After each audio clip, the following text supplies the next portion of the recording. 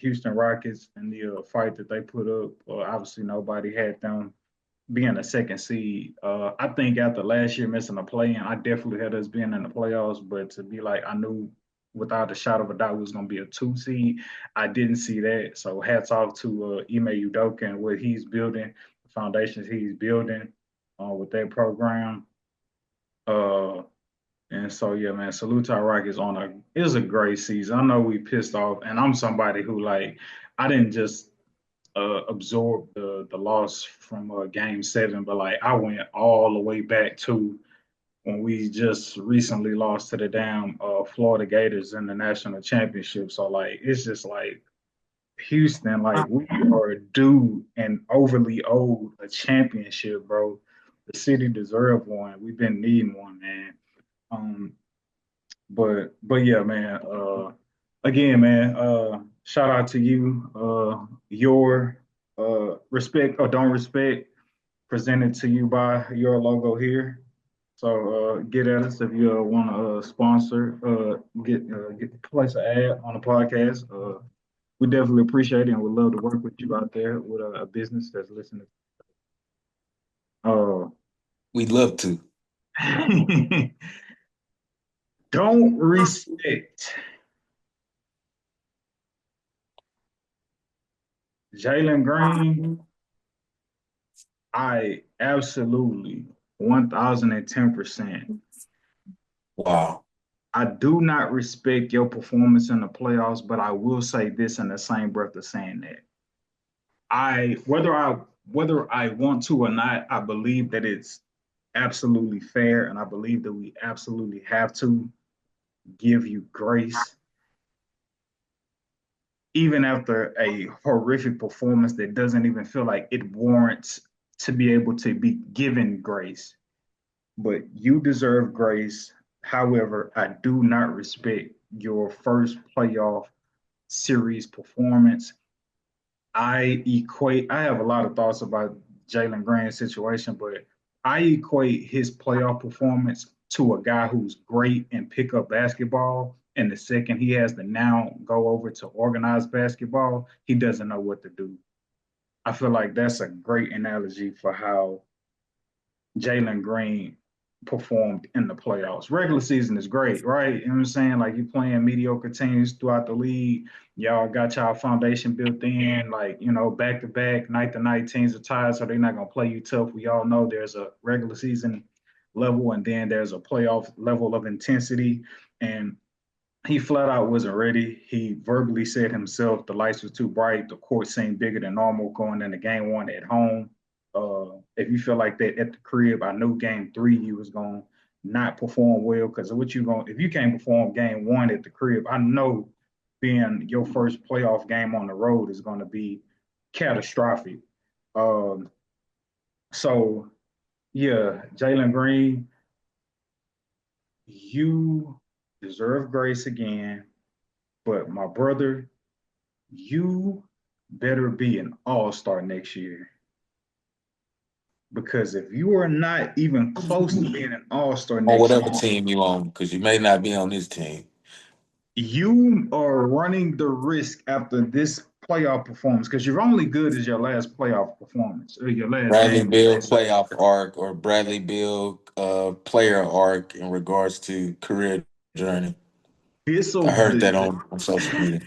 the Houston Rockets will be the last max contract you sign if you don't find a way to figure it out and up your level of game. So you deserve grace. It's your first playoff experience. We're gonna give you the grace, whether we want to or not. You're owed it because everybody just naturally in life you deserve a second chance. But my brother, this better be one of the most prolific summers of your life. um, and also too, here's the other thing for people who like want to get rid of him. We can't get rid of Jalen Green. Why? You can't convince me that Jalen Green has any trade value after the performance. You can't convince Man, me. you crazy as hell. You think he got trade value? Absolutely. As a young player in this league, bro, who still averages a hair over 20 points a game, who's still young, who still has the ability to grow into He still has the proverbial, well, his ceiling is, whatever you think his ceiling is, but to say he just doesn't have any value is, I believe, a little overblown. But I mean, did it diminish within these playoffs? Sure. But just to say that, he's been Matherin or something like that, I don't believe that's the case. I mean, I still believe he's highly sought after. In the league. I don't believe that he's just diminished to a point to where he's just this undesirable. Like, man, I wouldn't go near Jalen Green. Like, I don't believe it's one of those type of instances. So is If your argument? anything, You can I finish was my gonna say, bad. if anything, like I pray he don't have that James Harden type career arc to where he need to get traded from the Rockets in order to bloom and blossom into whatever he need to be. But um, I don't know, man. The first 3 years in the league compared to Harden's first three in the league look vaguely similar. Is your only argument to Jalen Green's trade value is potential? It's not only potential. I just think, I mean, he had the one great playoff game where he had 38, and then every other performance was just abysmal, which was six other games, which is a pretty large sample size in the playoffs. Talking it out loud, I would say it kind of sounds crazy, but even after, because it's his first one, he's going to get extended some grace and a pass because the expectations were so low. They were non-existent for this. Nobody saw the Rockets being second seed in the West. Absolutely nobody. So to even get to that point, I mean, you gotta give him a little bit of credit for that. That's still a tough feat to do, especially how the NBA is.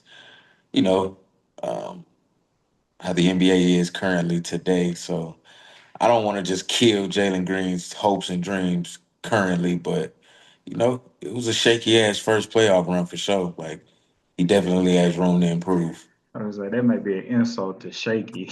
I mean, hey, the only you at the bottom, man. The only place you can go is up. You don't get no worse than that.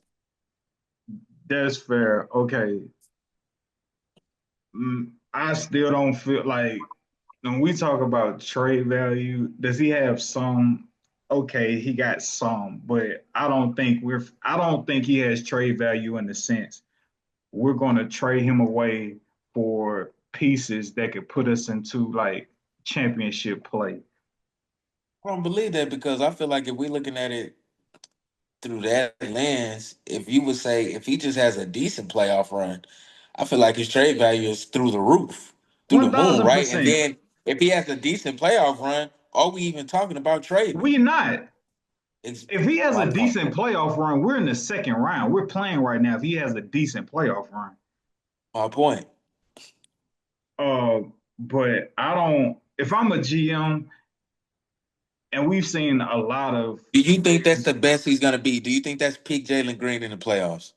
do I think that's peak Jalen Green? I'm gonna say I hope not. Okay. I hope not. The performance though was so bad.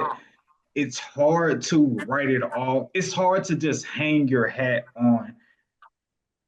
It was just so bad. It's concerning for the future.